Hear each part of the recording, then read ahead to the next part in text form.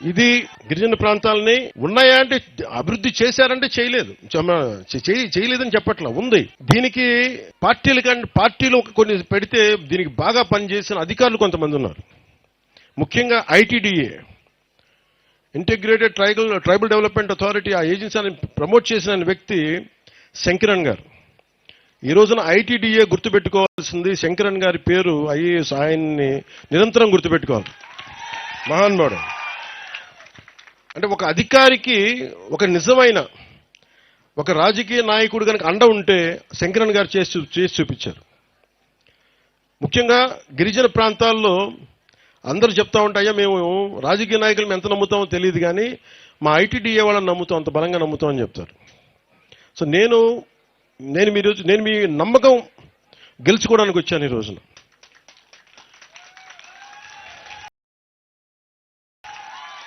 కాకపోతే ఏదైతే ఈరోజు రోడ్డు వేసి ఇట్లా కాదు, ఈ 5 సంవత్సరాలు పనిచేస్తాం.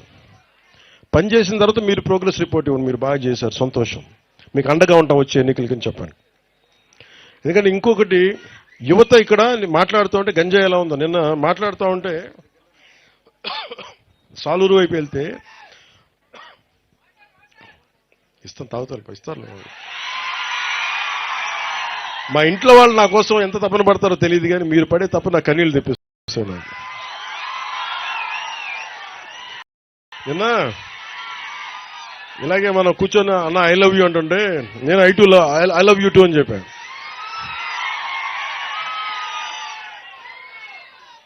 నిన్న పిల్లలు కూడా ఇన్నిసార్లు ఐ లవ్ యూ చెప్పలే, బాగున్నావా ఇలా తట్టేసి వెళ్ళిపోతా.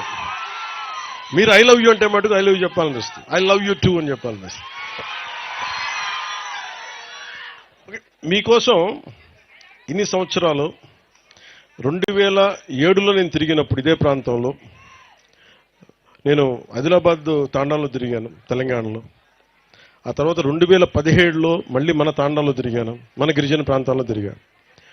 ఉన్న సమస్యలున్నా నీటి సమస్యలు ఉన్నాయి, ఓవర్ హెడ్ ట్యాంక్స్ కట్టినా నీటి సరఫరా సరిగ్గా లేదు, నీటి గడ్డల నుంచి నీళ్లు తోడుకోవాలి, పురుగులు ఉన్నాయి, మధ్యలో కొన్ని ఇబ్బందులు ఉన్నాయి, కొన్ని సాంప్రదాయాలను పాటించే మంచి గుణాలు ఉన్నాయి.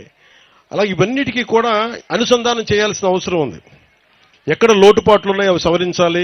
ఎక్కడ ఇప్పుడు మన ఇందాక మనం చూసాం, కాఫీ పండించే విధానం కానీ, ఆర్గానిక్ మనకి చిరుధాన్యాలు కానీ పండించడం, ఇవన్నీ చూస్తూ ఉంటే మీకు ఉపాధికి ఇబ్బందులు లేవు.